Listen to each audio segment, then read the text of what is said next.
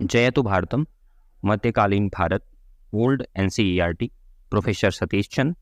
अध्याय 6, दिल्ली सल्तनत 1, लगभग 1200 ईस्वी से 1400 ईस्वी तक। ममलूक सुल्तान। जिन कारणों से तुर्कों ने पंजाब और मुल्तान के अपने आधार से गंगा की घाटी को जीतने में, बल्कि उससे भी आगे बिहार और बंगाल में कई इलाकों पर कब्जा करने में कामयाबी हासिल की, उनमें से कुछ का जिक्र पिछले अध्याय में किया जा चुका है। इन विजेताओं ने जिस राज्य की स्थापना की वह दिल्ली सल्तनत के नाम से प्रसिद्ध हुआ। अपनी स्थापना के लगभग 100 साल बाद तक इस सल्तनत को अपना अस्तित्व कायम रखने के लिए विदेशी आक्रमणकारियों, तुर्क नेताओं के अंदरूनी झगड़ों और पदच्युत तथा अधीनस्थ राजपूत शासकों के स्वतंत्रता प्राप्त करने और संभव होता तो तुर्कों को निकाल बाहर करने के प्रयत्नों के खिलाफ जूझते रहना पड़ा। किंतु तुर्क शासक इन कठिनाइयों पर विजय प्राप्त करने में सफल रहे और 13वीं सदी का अंत होते होते इस स्थिति में पहुंच चुके थे कि अपनी सल्तनत का विस्तार मालवा और गुजरात में कर सकें एवं दक्कन और दक्षिण भारत में अपनी पैठ जमा सकें। इस प्रकार उत्तरी भारत में तुर्क शासन की स्थापना का प्रभाव 100 साल के अंदर पूरे भारत में महसूस किया जाने लगा और उसके फलस्वरूप समाज, प्रशासन तथा सांस्कृतिक जीवन में दूरगामी परिवर्तन हुए। शक्तिशाली राजतंत्र की स्थापना के लिए संघर्ष। मुइजुद्दीन मोहम्मद गोरी की मृत्यु 1206 ईस्वी के बाद उसके भारतीय राज्य प्रदेशों का उत्तराधिकार कुतुबुद्दीन ऐबक को प्राप्त हुआ। मुइजुद्दीन के इस तुर्क गुलाम ने तराइन की लड़ाई के बाद भारत में सल्तनत की सरहदों का विस्तार करने में महत्वपूर्ण भूमिका निभाई थी। मुइजुद्दीन के दूसरे गुलाम यलदूज को गजनी का उत्तराधिकार प्राप्त हुआ। गजनी के शासक के रूप में यलदूज ने दिल्ली पर भी अपना हक जताया, लेकिन उसके इस दावे को ऐबक ने स्वीकार नहीं किया और दिल्ली सल्तनत ने गजनी से अपने सारे संबंध तोड़ दिए। यह इस प्रकार से अच्छा ही हुआ क्योंकि इससे भारत मध्य एशिया राजनीतिक के झमेलों से पड़ने से बच गया। इससे दिल्ली सल्तनत को भारत से बाहर के किसी देश का सहारा लिए बिना अपने बलबूते पर अपने ढंग से अपना विकास करने का मौका मिला। इल्तुतमिश 1210 ईस्वी से 1236 ईस्वी तक। 1210 ईस्वी में चौगान पोलो खेलते समय घोड़े से गिर जाने से ऐबक को गहरी चोट लगी, जिससे उसकी मृत्यु हो गई। उसके बाद उसका दामाद इल्तुतमिश दिल्ली की गद्दी पर बैठा, लेकिन इससे पहले उसे ऐबक के बेटे को लड़ाई में हराना पड़ा। इस तरह पिता का उत्तराधिकार पुत्र को प्राप्त होने की रीति को आरंभ में ही तोड़ दिया गया। इल्तुतमिश को तुर्कों की भारत विजय का स्थायित्व प्रदान करने का श्रेय देना होगा। उसकी गद्दी नशीनी के समय अलीमर्दन खां ने स्वयं को बंगाल और बिहार का राजा घोषित कर दिया था। उधर ऐबक के एक साथी गुलाम कुबाचा ने खुद को मुल्तान का स्वतंत्र शासक ऐलान कर दिया था और लाहौर तथा पंजाब के कुछ हिस्सों पर कब्जा भी कर लिया था। आरंभ में दिल्ली के आसपास के सल्तनत के कुछ अधिकारियों ने भी इल्तुतमिश की सत्ता स्वीकार करने से इनकार कर दिया था। इस परिस्थिति का लाभ उठाकर राजपूतों ने अपनी स्वतंत्रता की घोषणा कर दी। इस प्रकार कालिंजर, ग्वालियर और पूरे पूर्वी राजस्थान ने, जिसने अजमेर और बयाना के राज्य शामिल थे, अपने कंधों से तुर्की पराधीनता का जुआ उतार फेंका। अपने शासनकाल के आरंभिक वर्षों में इल्तुतमिश की निगाह उत्तर पश्चिम पर टिकी हुई थी।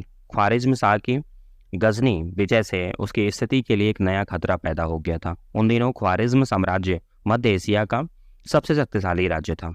चिंता की बात यह थी कि उसकी पूर्वी सीमा सिंधु नदी तक चली आती थी। इस खतरे को टालने के लिए इल्तुतमिश ने लाहौर के लिए कूच किया और उस पर कब्जा कर लिया। 1218 ईस्वी में ख्वारिज्मी साम्राज्य को मंगोलों ने ध्वस्त कर दिया। वस्तुतः मंगोलों ने जिस साम्राज्य की स्थापना की वह इतिहास के दुर्धर्षतम साम्राज्यों में से एक था, और जब वह साम्राज्य अपने पूरे ऊज पर था उस समय उसकी सीमा चीन से लेकर भूमध्य सागर के तट तक और कास्पियन सागर से लेकर जकास्ट्रिस नदी तक फैली हुई थी।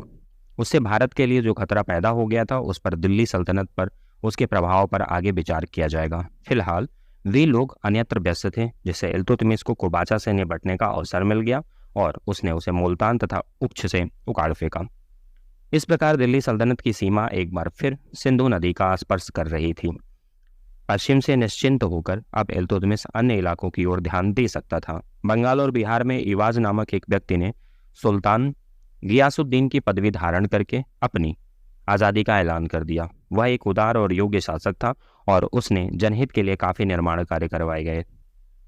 गियासुद्दीन अपने पड़ोसी शासकों के प्रदेशों पर हमले करता रहता था, लेकिन पूर्व बंगाल में सैन्य शासक था। उड़ीसा तथा कामरूप असम के हिंदू शासकों का बोलबाला था, अपने अपने प्रदेशों में कायम था। 1226 ईस्वी से 1227 ईस्वी में इवाज लखनौती के निकट इल्तुतमिश के बेटे के खिलाफ लड़ता हुआ मारा गया।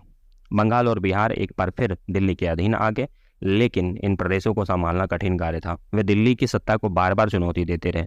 लगभग उन्हीं दिनों इल्तुतमिश ने ग्वालियर और बयाना पर फिर से कब्जा करने के लिए कदम उठाए। अजमेर और नागौर पर उसकी सत्ता कायम रही। उसने रणथंभौर और जालौर पर आक्रमण करके वहां अपना प्रभुत्व पुनः स्थापित किया।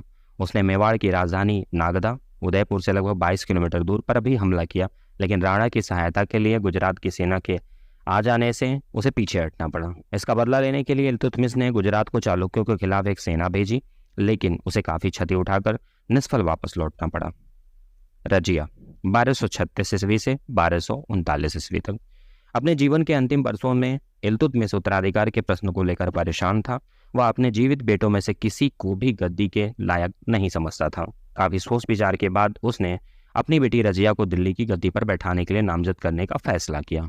उसने अमीरों और उलमाओं को इस नामजदगी पर रजामंद कर लिया। यद्यपि स्त्रियों ने प्राचीन मिस्र और ईरान दोनों देशों में रानी की हैसियत से शासन किया था और युवराजों के नाबालिग रहते उनकी संरक्षिका का दायित्व भी संभाला था, तथापि बेटों के मुकाबले बेटी को तहरीज देकर उसे उत्तराधिकारी नामजद करना एक नया कदम था। अपने दावों को मनवाने के लिए रजिया को अपने भाइयों और शक्तिशाली तुर्क अमीरों के खिलाफ संघर्ष करना पड़ा और वह केवल 3 वर्ष शासन कर पाई। यद्यपि उसका शासन अल्पायु साबित हुआ, तथापि उसकी कई दिलचस्प विशेषताएं थीं। उसी के शासनकाल में सत्ता के लिए राजतंत्र और तुर्क सरदारों के बीच संघर्ष आरंभ हुआ, जिन्हें कभी कभी चहलगामी या चालीसा कहा जाता है।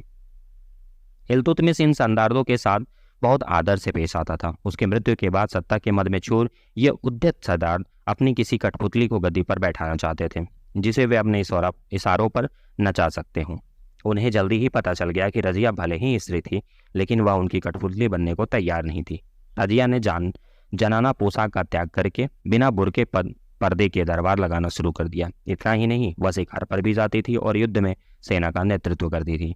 वजीर निजाम उल मुल्क जुनैदी ने उसकी गद्दी नशीनी का विरोध किया और उसके खिलाफ अमीरों के विद्रोह का समर्थन किया। रजिया ने लड़ाई में उसे हराकर जान बचाकर भागने पर विवश कर दिया। उसने राजपूतों को काबू में लाने के लिए रणथंभौर पर आक्रमण किया और अपने पूरे राज्य में शांति सुव्यवस्था कायम की। लेकिन जब उसने अपने प्रति वफादार अमीरों का एक दल खड़ा किया और गैर तुर्क को ऊंचा पद दिया, तो उसके खिलाफ विरोध की आग उठ पड़ी। तुर्क अमीरों ने उस पर नारी सुलभ सील का त्याग करने और याकूत खान नामक अबीसिनियाई अमीर पर जरूरत से ज्यादा मेहरबान होने का आरोप लगाया। लाहौर और सरहिंद में विद्रोह भड़क उठा। उसने खुद ही सेना लेकर लाहौर पर आक्रमण कर दिया और वहां के सूबेदार को अपनी अधीनता मानने पर मजबूर कर दिया। जब वह सरहिंद की ओर बढ़ रही थी, उस समय उसी के खेमे में विद्रोह भड़क उठा और याकूत खां को मौत के घाट उतार दिया गया। रजिया को तबरहिंद में बंदी बना लिया गया, लेकिन रजिया ने अपने को बंदी बनाने वाले सरदार अल्तूनिया को अपने पक्ष में मिला लिया और उससे शादी करके दिल्ली को फिर से फतह करने की एक कोशिश की। रजिया बहुत बहादुरी से लड़ी, लेकिन पराजित हुई और लड़ाई में डाकुओं के हाथों मारी गई। बलबन का युग 1246 ईस्वी से 1286 ईस्वी तक। राजतंत्र और तुर्क सरदारों के बीच संघर्ष जारी रहा। आखिर उलूग खान नामक एक तुर्क सरदार ने ही धीरे धीरे सल्तनत की सारी सत्ता हथिया ली और 1265 ईस्वी में दिल्ली सल्तनत की गद्दी पर बैठ गया। यही वह सरदार था जो बाद में अपनाए गए अपने खिताबी नाम बलबन के रूप में इतिहास में प्रसिद्ध हुआ। इससे पहले बलबन इल्तुतमिश के कनिष्ठ सुल्तान पुत्र नसीरुद्दीन महमूद का नायाब था, जिसे उसने गद्दी हासिल करने में भी मदद दी थी। बलबन ने युवा सुल्तान से अपनी एक बेटी का विवाह करके अपनी स्थिति और भी मजबूत कर ली। बलबन के बढ़ते हुए रुतबे से बहुत से तुर्क सरदार उससे नाराज हो गए। तो चूंकि नसरुद्दीन महमूद युवा और अनुभवहीन था, इसीलिए इन सरदारों को आशा था कि वह पहले इस तरह की सत्ता और प्रभाव का उपयोग करते रहेंगे। लेकिन बलबन की बढ़ती हुई ताकत को देखकर उन्होंने 1250 ईस्वी में एक षड्यंत्र रचा और बलबन को उसके स्थान से अपदस्थ कर दिया। बलबन की जगह इबाबुद्दीन रैहान नामक एक भारतीय मुसलमान को प्रतिष्ठित कर दिया गया। यद्यपि तुर्क सरदार चाहते थे कि सारी शक्ति और सत्ता उनके हाथों में सिमटी रहे, तथापि रैहान की नियुक्ति पर उन्हें इसलिए सहमत होना पड़ा कि उनमें इस बात पर सहमति नहीं हो रही थी कि उनमें से कौन उस पद पर प्रतिष्ठित किया जाए। बलबन पद त्याग के लिए तो राजी हो गया, लेकिन वह बड़ी सावधानी से अपना एक दल तैयार करने की कोशिश में जुटा रहा। अपनी बर्खास्तगी के 2 साल के अंदर उसने अपने कई विरोधियों को अपने पक्ष में कर लिया। अब वह लड़ाई के मैदान में फैसले की तैयारी में लग गया। मालूम होता है कि उसने मंगोलों से भी जिन्होंने पंजाब के एक बहुत बड़े हिस्से को तबाह कर दिया था, को संपर्क स्थापित कर लिया। आखिर सुल्तान को बलबन के दल की श्रेष्ठ ताकत के आगे झुकना पड़ा और उसने रेहान को बर्खास्त कर दिया। कुछ समय बाद रेहान को पराजित करके मार डाला गया। बलबन ने सीधी टेढ़ी चालें चलकर अन्य कई प्रतिद्वंदियों से भी छुटकारा पा लिया, यहाँ तक कि उसने राजपत्रित छत्र भी धारण कर लिया। लेकिन शायद तुर्क सरदारों की भावनाओं का ख्याल करके वह खुद गद्दी पर नहीं बैठा। 1265 ईस्वी में सुल्तान नसीरुद्दीन महमूद की मृत्यु हो गई। कुछ इतिहासकारों की राय है कि बलबन ने ही सुल्तान को जहर दे दिया था और उसने उसके बेटे को का भी सफाया कर दिया था, ताकि उसके लिए गद्दी हासिल करने का रास्ता साफ हो जाए। बलबन के तौर तरीके अक्सर कठोर और अवांछनीय हुआ करते थे, लेकिन इसमें संदेह नहीं कि उसकी गद्दी नसीनी के साथ मजबूत और केंद्रीकृत शासन के युग का सूत्रपात्र हुआ। बलबन राजपथ की शक्ति और प्रतिष्ठा की अभिवृद्धि करने के लिए हमेशा प्रयत्नशील रहा, क्योंकि उसे विश्वास था कि उसके अंदर और बाहर से जो खतरे थे उनका सामना करने का यही उपाय है। यह वह युग था जब सत्ता और शक्ति का अधिकारी उसी व्यक्ति को माना जाता था जो कुलीन घरानों में उत्पन्न हुआ हो और अपनी प्राचीन वंश परंपरा पर गर्व करने वाला हो। इसीलिए गद्दी पर अपने दावों को मजबूत करने के लिए उसने घोषणा की कि वह विख्यात ईरानी शहंशाह अफराशियाब का वंशज है। अपने कुलीन रक्त का दावा साबित करने के लिए बलबन ने खुद को तुर्क अमीरों के हितों के रक्षक के रूप में पेश किया। वह किसी भी महत्वपूर्ण पद के लिए किसी ऐसे शक्ति के नाम के बारे में सोचने को तैयार नहीं था जो किसी कुलीन परिवार का न रहा हो।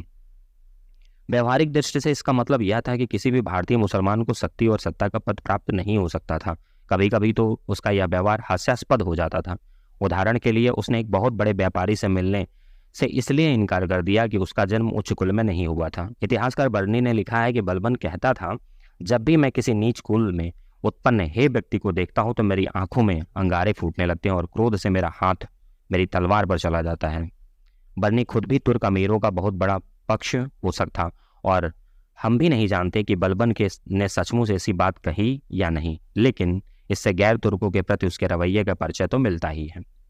बलबन तुर्क अमीरों के हितों की रक्षा करने का दावा भले ही करता रहा हो, लेकिन वह सत्ता में किसी को हिस्सेदार बनाने को तैयार नहीं था, यहाँ तक कि अपने परिवार के लोगों को भी नहीं। उसकी निरंकुशता इतनी प्रबल थी कि वह अपने समर्थकों से भी अपनी आलोचना सुनने को तैयार नहीं था। बलबन अंत में चहलगामी अर्थात तुर्क अमीरों की शक्ति को ध्वस्त करके देने का कृत संकल्प किया और उतना ही कटिबद्ध वह राजपद की शक्ति और प्रतिष्ठा को परवान चढ़ाने के लिए था। इस लक्ष्य को प्राप्त करने के लिए उसने शेर खां नामक अपने परिजन को जहर देने में भी कोई संकोच नहीं किया। साथ ही रियाया का विश्वास प्राप्त करने के लिए वह सर्वथा निष्पक्ष न्याय किया करता था। अपनी सत्ता की अवमानना करने वाले बड़े से बड़े व्यक्ति को भी वह माफ नहीं करता था। उदाहरण के लिए अपने गुलामों के साथ निष्ठुर व्यवहार करने के लिए बदायूं के सूबेदार के पिता और अवध के भी सूबेदार के पिता को मिसाली सजाएं दी गई। अपने को पूरे हालात से वाकिफ रखने के लिए बलबन ने हर महकमे में जासूस मुकर्रर किए। आंतरिक अशांति और व्यवस्था से निपटने के लिए और पंजाब में अपने पैर जमा चुके तथा दिल्ली सल्तनत के लिए खतरा बने मंगोलों का सामना करने के लिए बलबन ने एक शक्तिशाली केंद्रीकृत सेना संगठित की। इस प्रयोजन से उसने सैन्य विभाग दीवाने अर्ज का पुनर्गठन किया और जो सैनिक और घुड़सवार लड़ने लायक नहीं रह गए थे उन्हें पेंशन देकर उनकी छुट्टी कर दी। घुड़सवारों में बहुत से लोग तुर्क थे जिन्होंने इस फैसले के खिलाफ बहुत चीख पुकार मचाई। दिल्ली के आसपास के इलाकों और दोआब में शांति सुव्यवस्था की स्थिति काफी बिगड़ गई। गंगा यमुना दोआब और अवध में सड़कों चोर डाकुओं के भय से ग्रस्त रहती थी। यहाँ तक कि पूर्वी क्षेत्र में संपर्क बनाए रखना कठिन हो गया।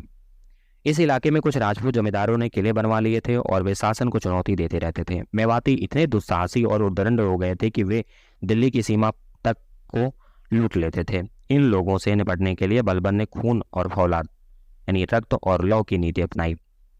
लुटेरों को दूर तक पीछा करके उसे मौत के घाट उतार दिया जाता था। बदायूं के आसपास के इलाकों में राजपूतों के गढ़ों को तहस नहस कर दिया गया, जंगलों को साफ कर दिया गया और सड़कों की हिफाजत के लिए वहां अफगान सिपाही बसा दिए गए। राजपूत जमींदार यदि उपद्रव करें तो उनसे भी निपटने की जिम्मेदारी उन्हें सौंपी गई। इन कठोर कार्रवाइयों के जरिए बलबन ने परिस्थिति पर नियंत्रण स्थापित कर लिया। लोगों पर अपनी सरकार की शक्ति और सामर्थ्य का आरोप जमाने के लिए बलबन अपने दरबार का वातावरण खूब शानो शौकत से भरा रखता था। जब कभी वह बाहर निकलता था तो उसके इर्द गिर्द नंगी तलवार लिए अंगरक्षकों का बहुत बड़ा दल तैनात रहता था। दरबार में हंसी मजाक से उसे पूरा परहेज रखा जाता था। लोग उसे कभी भी अगंभीर मुद्रा में न देख लें, इसलिए उसने शराब पीना भी छोड़ दिया था। अमीर लोग उसके समकक्ष नहीं थे। इस बात पर जोर देने के लिए सजदा और पैबोज दंडवत करने और राजा के कदम चूमने की रस्मों का वह बहुत आग्रह रखता था। यह और ऐसी दूसरी कई रस्में जो उसने ईरानियों से नकल की थी इस्लाम के विरुद्ध थी। फिर भी उन पर आपत्ति करने की कोई गुंजाइश नहीं थी, क्योंकि मंगोल हमलों के कारण जब मध्य और पश्चिम एशिया के इस्लामी राज्य मिटते जा रहे थे, ऐसे समय में बलबन और दिल्ली सल्तनत इस्लाम के अकेले रक्षक थे। बलबन की मृत्यु 1286 में हुई। निसंदेह वह दिल्ली सल्तनत के प्रमुख निर्माताओं में से एक था। खासतौर से उसने शासन और संस्थाओं का रूप, राजपथ की शक्ति का रूप जमाकर बलबन ने दिल्ली सल्तनत को मजबूत बनाया, लेकिन वह मंगोलों के हमलों से उत्तर भारत को पूरी तरह सुरक्षित नहीं रख पाया। इससे अलावा गैर तुर्कों को शक्ति और सत्ता के पदों पर अलग रखकर और अपनी सरकार का आधार एक छोटे से जातीय समूह को बनाने का प्रयत्न करके उससे बहुत से लोगों को नाराज कर दिया। फलतः उसकी मृत्यु के बाद उपद्रव और झगड़े फिर से उठ खड़े हुए। मंगोल और उत्तर पश्चिम सीमा की समस्या। अपनी प्राकृतिक सीमाओं के कारण भारत अपने इतिहास में अधिकांश दौर में बाहरी हमलों से सुरक्षित रहा, लेकिन उत्तर पश्चिमी में भी उसकी सुरक्षा कमजोर थी। जैसा कि हम देख चुके हैं कि हूणों, सीथियाइयों आदि की तरह तुर्क भी इसी क्षेत्र के पहाड़ों के दर्रों से होकर भारत में घुसे थे, जहां उन्होंने अपना साम्राज्य स्थापित किया। इन पहाड़ों का विस्तार कुछ इस तरह था कि पंजाब और सिंध की उपजाऊ घाटियों की रक्षा के लिए काबुल से लेकर गजनी होते हुए कंदहार तक पहुंचने वाले क्षेत्रों पर नियंत्रण रखना जरूरी था। हिंदू कुश से घिरे क्षेत्र पर नियंत्रण स्थापित करना इससे भी अधिक जरूरी था, क्योंकि यह मध्य एशिया से कमुक पहुंचने का एक मुख्य मार्ग था। पश्चिम एशिया की पल पल बदलती परिस्थितियों के कारण दिल्ली सल्तनत इन सीमाओं की ओर से ठीक से ध्यान नहीं दे पाई, जिससे भारत को उस ओर से बराबर खतरा बना रहा। ख्वारिज्मी साम्राज्य के उदय के फलस्वरूप काबुल, कंदहार और गजनी पर गौरियों का नियंत्रण तेजी से मिट चला था। ख्वारिज्मी साम्राज्य की सीमा पूरब में से सिंधु नदी तक पहुंच गई थी। मालूम होता है कि उत्तर भारत पर नियंत्रण स्थापित करने के लिए ख्वारिज्मी शासकों और कुतुबुद्दीन ऐबक के उत्तराधिकारियों के बीच संघर्ष होने शुरू हुई वाला था, लेकिन तभी इससे भी बड़ा एक खतरा उपस्थित हुआ। हमारा तात्पर्य मंगोल नेता चंगेज खां के आगमन से है। चंगेज खां अपने को ईश्वर का अभिशाप कहने में गर्व महसूस करता था। मंगोलों ने 1218 ईस्वी में ख्वारिज्मी साम्राज्य पर आक्रमण कर दिया। जक्सार्टिस में से लगभग कैस्पियन सागर लेकर और गजनी से लेकर इराक तक के फलते फूलते नगरों को मंगोलों ने बर्बाद कर दिया और ग्रामीण इलाकों में भी काफी तबाही मचाई। बहुत से तुर्क सैनिक मंगोलों के साथ जा मिले। मंगोल युद्ध के एक उपकरण के तौर पर आतंक का प्रयोग जानबूझकर करते थे। जब कभी कोई नगर जीत लिया जाता था तो विजेताओं के सभी सैनिकों, उनके बहुत सारे सरदारों को मौत के घाट उतार दिया जाता था। गैर सैनिकों को भी बख्शा नहीं जाता था। कारीगरों को मंगोल सेना में सेवा करने के लिए पकड़ लिया जाता था और शरीर से चुस्त दुरुस्त अन्य स्त्री पुरुषों को अन्य नगरों पर किए जाने वाले ऐसे हमलों के अवसर पर सामरिकों के रूप में काम करने के लिए रोक लिया जाता था। इस सबसे एक क्षेत्र के आर्थिक और सांस्कृतिक जीवन को भारी नुकसान पहुंचाया। कालांतर में जब मुगलों ने इस क्षेत्र में शांति सुव्यवस्था कायम कर दी और चीन से लेकर भूमध्य सागर के तट तक पहुंचने वाले व्यापारिक मार्गों को संरक्षण प्रदान किया तो पुनरुत्थान की प्रक्रिया आरंभ हुई। पर फिर भी ईरान और तुरान और इराक को अपना विगत वैभव फिर से प्राप्त करने में पीढ़ियों तक का समय लग गया। इस बीच दिल्ली सल्तनत पर मंगोल हमलों के कुछ गंभीर प्रभाव पड़े। शाही खानदानों के कई लोग, बहुत सारे विद्वान और उल्मा तथा प्रमुख परिवारों के लोग झुंड बांध कर दिल्ली पहुंचे। इस प्रकार इस क्षेत्रों में बसे एकमात्र मुस्लिम राज्य के रूप में दिल्ली सल्तनत काफी महत्वपूर्ण बन गई। इन नए शासकों के विभिन्न हिस्सों में के बीच एकता के एकमात्र सूत्र के रूप में एक ओर तो इस्लाम पर जोर दिया जाता था, दूसरी ओर मुस्लिम राज्यों के अवसान का मतलब यह था कि तुर्क विजेताओं का संबंध अपने मूल स्थान से कट गया था और उन्हें अब वहां से किसी भी प्रकार की सहायता नहीं मिल सकती थी, जिससे उन्हें स्वयं को यथाशीघ्र भारतीय परिस्थिति के अनुरूप ढलने को विवश होना पड़े। भारत पर मंगोल खतरा 1221 ईस्वी में आया। ख्वारिज्मी राजा की पराजय के बाद युवराज जलालुद्दीन जान बचाकर भाग निकला, लेकिन चंगेज खां उसका पीछा करता रहा। सिंधु नदी के किनारे युवराज ने चंगेज के खिलाफ जमकर लोहा लिया, लेकिन जब पराजित हो गया तो उसने अपने घोड़े को सिंधु नदी में उतार दिया और उसे पार करके भारत पहुंच गया। चंगेज खां 3 महीने तक नदी के आसपास मंडराता रहा, लेकिन अंत में उसे पार करने का इरादा छोड़ दिया। इसकी बजाय उसने ख्वारिज्मी साम्राज्य के बाकी हिस्सों के वो जीतने का फैसला किया। कहना कठिन है कि अगर चंगेज ने भारत पर आक्रमण करने का निर्णय किया होता तो परिणाम क्या होता। भारत का तुर्क राज्य अब भी काफी कमजोर और असंगठित था। भारत को तुर्कों के हाथों आरंभ में जितना झेलना पड़ा था, मंगोल आक्रमण होने पर उससे ज्यादा खुरेंची, बर्बादी और तबाही के दौर से गुजरना पड़ता। उन दिनों दिल्ली पर इल्तुतमिश का शासन था। उसने मंगोलों को खुश करने के लिए जलालुद्दीन के शरण देने के अनुरोध को विनम्रतापूर्वक अस्वीकार कर दिया। जलालुद्दीन कुछ समय तक लाहौर और सतलुज नदी के बीच अर्थात सतलुज क्षेत्र में समय व्यतीत करता रहा। इस कारण से मंगोलों ने इस इलाके पर कई बार हमला किया। अब सिंधु नदी भारत की सीमा में नहीं रह गई। लाहौर और मुल्तान इल्तुतमिश तथा उसके प्रतिद्वंदी यल्दूज और कोबाचा के बीच झगड़े का कारण बने हुए थे। अंत में इल्तुतमिश ने इन दोनों प्रदेशों को जीत लिया और इस तरह मंगोलों के खिलाफ किसी हद तक मजबूत रक्षा पंक्ति कायम कर ली। चंगेज खां 1226 ईस्वी में चल बसा और उसका विशाल साम्राज्य उसके बेटों में विभाजित हो गया। इस दौरान बातू खां के नेतृत्व में मंगोलों ने रूस में खूब तबाही मचाई, लेकिन 1240 ईस्वी तक वे भारत की ओर सिंधु से आगे बढ़ने से परहेज करते रहे। इसका मुख्य कारण यह था कि वे इराक और ईरान में व्यस्त थे। इससे दिल्ली के सुल्तानों को भारत में एक केंद्रीकृत राज्य और शक्तिशाली सेना का गठन करने का मौका मिल गया। 1241 ईस्वी में हेरात, गोर, गजनी तथा तुखारिस्तान में मंगोल सेनाओं का अधिपति तैर बहादुर लाहौर की सीमा तक आ पहुंचा। लाहौर के सूबेदार ने बहुत अजीजी के साथ सहायता के लिए दिल्ली से अनुरोध किया, लेकिन जब उसे कोई मदद नहीं मिली तो वह शहर से भाग खड़ा हुआ। मंगोलों ने शहर को तबाह कर दिया और लगभग जनशून्य बना दिए। 1245 ईस्वी में वह मुल्तान पर चढ़ाए। तब बलबन एक विशाल सेना लेकर तेजी से मौके की ओर बढ़ चला और इस विपत्ति को टालने में कामयाबी हासिल की। इस बीच इमामुद्दीन रैहान के नेतृत्व में बलबन के प्रतिद्वंदी उसे पराजित करने के लिए जोड़तोड़ में लग गए थे। जब बलबन इन लोगों से निपट रहा था, उस दौरान मंगोलों को अच्छा मौका मिल गया और उसने लाहौर पर कब्जा कर लिया। कुछ तुर्क अमीर भी, जिनमें मुल्तान का सूबेदार शेर खां भी था, शामिल था, मंगोलों के साथ जा मिले। यद्यपि बलबन ने मंगोलों के खिलाफ जमकर लोहा लिया, तथापि दिल्ली सल्तनत की सीमा धीरे धीरे झेलम से ब्यास तक सिकुड़ गई। स्मरणीय यह है कि उन दिनों ब्यास नदी रावी और सतलुज के बीच बहती थी। अंत में बलबन मुल्तान को मंगोलों से फिर से हासिल करने में कामयाब हो गया, लेकिन उस पर उनका दबाव बराबर बना रहा। यही वह परिस्थिति थी जिसका सामना बलबन को सुल्तान की हैसियत से भी करना पड़ा। इस सिलसिले में उसने शक्ति और कूटनीति की मिलीजुली नीति अपनाई। उसने तबर हिंद, सुनामा और समाना के किलों की मरम्मत करवाई और मंगोलों को ब्यास पार करने से रोकने के लिए वहां एक प्रबल सेना तैनात कर दी। इस सीमा पर अधिक से अधिक चौकसी रखने के लिए वह हमेशा दिल्ली में ही मौजूद रहा और किसी सैनिक कार्रवाई के सिलसिले में कहीं दूर के लिए नहीं निकला। साथ ही उसने ईरान के मंगोल इल खान हलाकू के पास और आसपास के शासकों के पास कूटनीतिक व्यूह लेने के लिए अपने आदमी भेजे। हलाकू के दूत दिल्ली आए, जिनका बलबन ने दिल खोलकर स्वागत सम्मान किया। वह पंजाब के बहुत बड़े हिस्से को मंगोल के नियंत्रण में रहने देने पर चुपचाप राजी हो गया। बदले में मंगोलों ने दिल्ली पर कभी भी हमला नहीं किया, लेकिन सीमाएं अनिश्चित रहीं और मंगोलों को रोक रखने के लिए बलबन को लगभग हर साल उनके खिलाफ सैनिक कार्रवाइयां करनी पड़ती थी। उसने मुल्तान पर फिर भी कब्जा करने में कामयाबी हासिल की और अपने ज्येष्ठ पुत्र महमूद को उसकी सूबेदारी की स्वतंत्र जिम्मेदारी सौंप दी, लेकिन युवराज मंगोलों के खिलाफ एक सैनिक मुठभेड़ में मारा गया। मंगोल मुसीबत का सामना करने के लिए बलबन ने जो रणनीतिक और कूटनीतिक व्यवस्था की थी वह 1286 ईस्वी में उसकी मृत्यु के उपरांत भी दिल्ली सल्तनत में काम आती रही। 1292 ईस्वी में हलाकू का एक पौत्र अब्दुल्ला 1,50,000 घुड़सवारों के साथ दिल्ली की ओर बढ़ चला, लेकिन जलालुद्दीन खलजी ने उसे बलबन द्वारा भटिंडा, सुनाम आदि में स्थापित सीमा सुरक्षा पंक्ति के निकट पराजित कर दिया। पस्त हिम्मत मंगोलों को युद्ध विराम का निवेदन करना पड़ा। इस्लाम कबूल करने वाले 4,000 मंगोल भारतीय शासकों के पक्ष में आ गए और वह दिल्ली के निकट बस गए। मंगोलों के पंजाब से आगे बढ़कर दिल्ली पर धावा बोलने के प्रयत्न का कारण मध्य एशिया की राजनीति में आया परिवर्तन था। ईरान के मंगोल इल खान ने कुल मिलाकर दिल्ली के सुल्तानों के साथ मैत्रीपूर्ण संबंध कायम रखा था।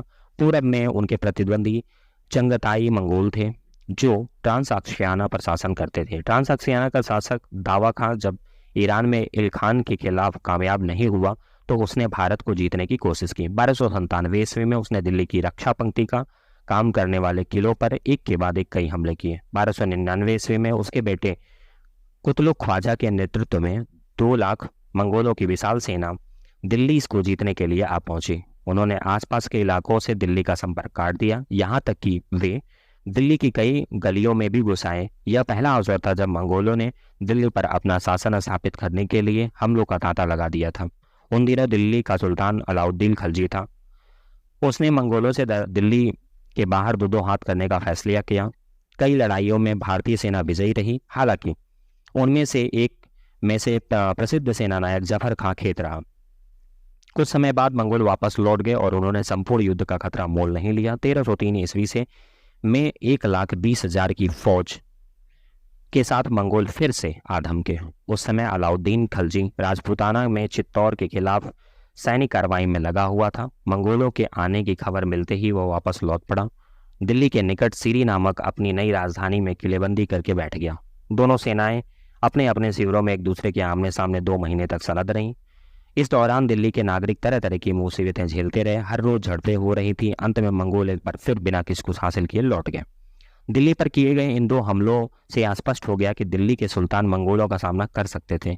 यह ऐसा पराक्रम था जो मध्य या पश्चिम एशिया के शासक तब तक नहीं दिखा पाए थे। साथ ही यह दिल्ली के सुल्तानों को एक कड़ी चेतावनी थी और अब अलाउद्दीन खलजी ने एक विशाल और चुस्त सेना खड़ी करने के लिए गंभीरता से महत्वपूर्ण कदम उठाए और उसने ब्यास के निकट के कई किलों की मरम्मत करवाई। फलतः अगले साल होने वाले मंगोल आक्रमण को उसने भारी नरसंहार के साथ विफल कर दिया। 1306 ईस्वी में ट्रांसअक्सियाना के मंगोल शासक दावा खां की मृत्यु हो गई। उसके बाद उसके राज्य में काफी अव्यवस्था फैल गई और गृह युद्ध छिड़ गया। अब मंगोल भारत के लिए खतरा नहीं रह गए थे। यह दौर फिर नए विजेता तैमूर के साथ में आया, जिसने मंगोलों को एक सूत्र में बांधा। मंगोलों के राज्य में फैली अव्यवस्था से लाभ उठाकर दिल्ली के शासकों ने फिर से लाहौर पर अधिकार कर लिया। कालांतर से साल्ट पर्वत श्रेणियों और सिंधु नदी तक अपना नियंत्रण स्थापित कर। इस प्रकार देखा जा सकता है कि 13वीं सदी के पूरे दौर में दिल्ली के सुल्तानों को उत्तर पश्चिम से एक गंभीर खतरे का सामना करना पड़ा। यद्यपि मंगोलों ने धीरे धीरे पूरे पंजाब और कश्मीर पर कब्जा कर लिया था और दिल्ली को भी संकट में डाल दिया था। तथापि तुर्क शासकों की दृढ़ता और शक्ति के साथ ही उनकी कूटनीति के कारण यह खतरा टल गया और बाद में पंजाब पर दिल्ली ने फिर से अधिकार कर लिया। मंगोलों की ओर से दिल्ली सल्तनत के लिए पैदा किए गए खतरों का सल्तनत की सभी आंतरिक समस्याओं पर बहुत बड़ा प्रभाव पड़ा। आंतरिक विद्रोह और दिल्ली सल्तनत की प्रदेश विजय को अस्थायित्व प्रदान करने के लिए संघर्ष। एलबारी तुर्कों, जिन्हें कभी कभी मामलूक या गुलाम तुर्क भी कहा जाता है, के शासन में दिल्ली के सुल्तानों को न केवल शासक वर्ग के बीच आपसी झगड़ों और विदेशी आक्रमणों का सामना करना पड़ा, बल्कि आंतरिक विद्रोह से निपटना भी पड़ा। इनमें से कुछ विद्रोहों के नेता महत्वाकांक्षी मुसलमान सरदार थे जो स्वतंत्र होना चाहते थे। कुछ विद्रोह के नेता राजपूत राजा और जमींदार थे जो या तो तुर्क विजेताओं को अपने अपने प्रदेशों से निकाल बाहर करने के उद्यत थे या तुर्क शासकों की कठिनाइयों का लाभ उठाते हुए अपने कमजोर पड़ोसियों को दबाकर अपनी श्री समृद्धि की वृद्धि करना चाहते थे। इस प्रकार ये राजा जमींदार केवल तुर्कों के खिलाफ ही नहीं बल्कि आपस में भी लड़ते भिड़ते रहते थे।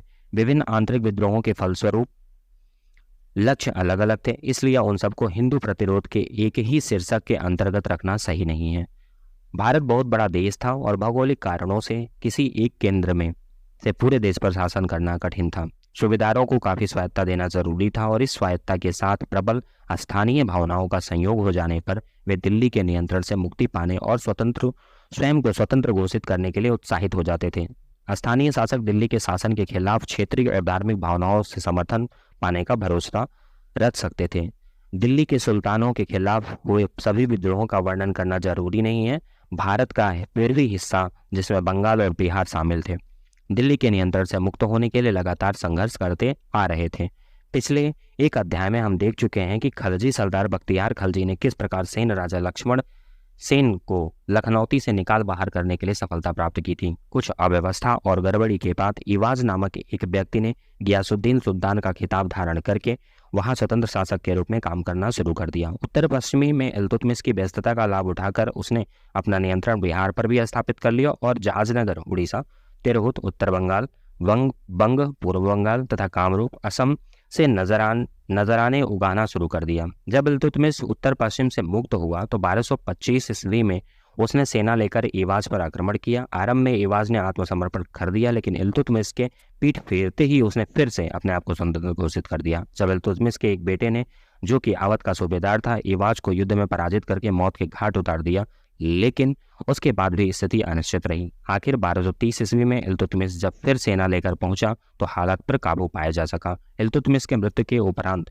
बंगाल के सूबेदार सुविधानुसार कभी भी अपने को आज़ाद घोषित कर देते थे तो कभी दिल्ली की अधीनता मान लेते थे।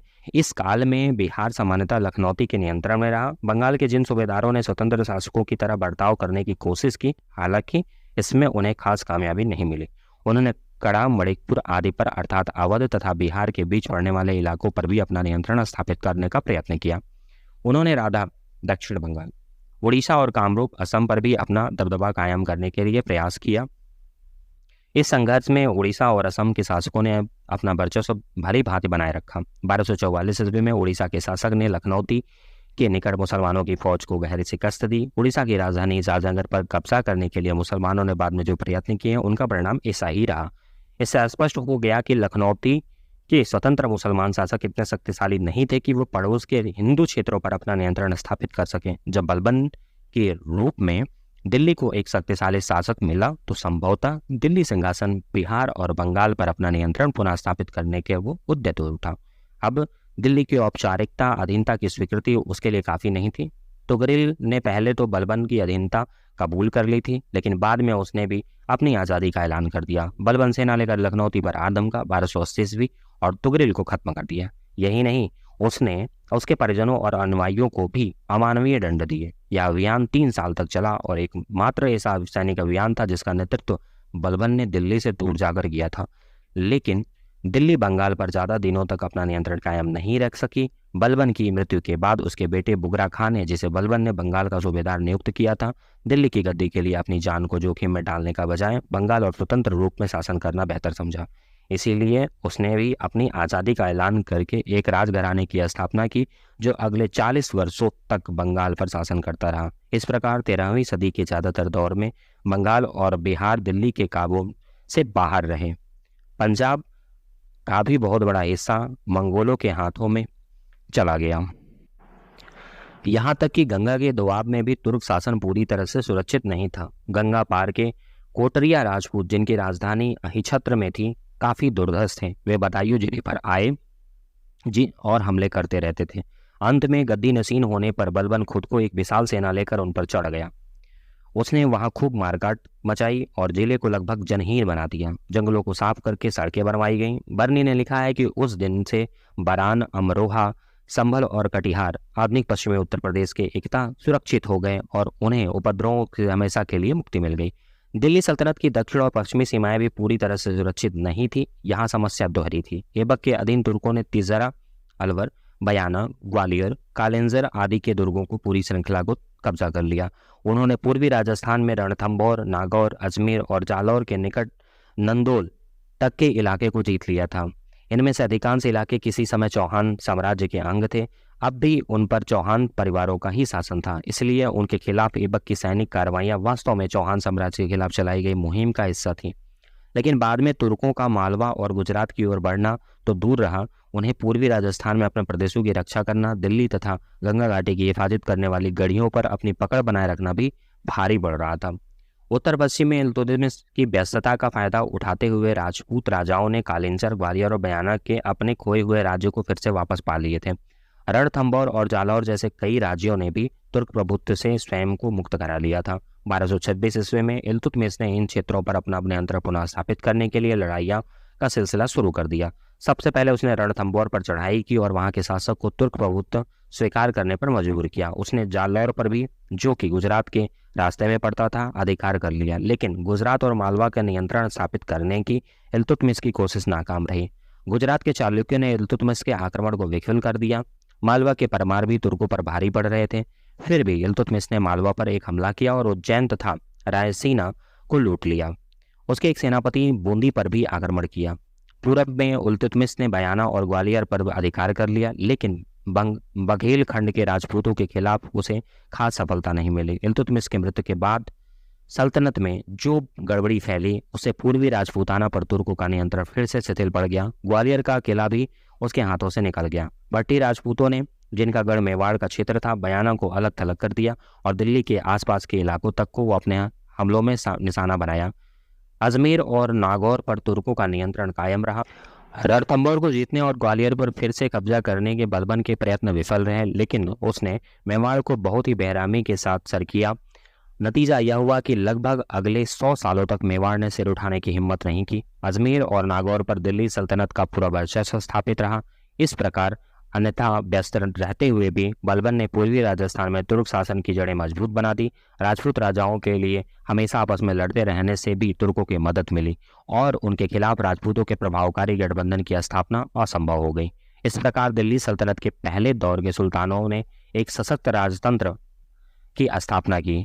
मंगोल आक्रमणकारियों का सफलतापूर्वक मुकाबला किया गया। दोआब के प्रदेशों पर दिल्ली के शासन को दृढ़ता प्रदान की गई और पूर्वी राजस्थान पर नियंत्रण स्थापित किया गया। इन सब के परिणाम स्वरूप इतिहास के दूसरे दौर का अर्थात पश्चिमी भारत और दक्कन में उसके विस्तार का मार्ग प्रशस्त हुआ। ममलूक का अर्थ यह अरबी भाषा का शब्द है। इसका प्रयोग घरेलू कामकाज या आर्थिक गतिविधियों के लिए उपयोग किए जाने वाले साधारण गुलामों की बजाय उन खास गुलामों के लिए किया जाता था जो मुख्य रूप से सैनिक की सेवा करते थे।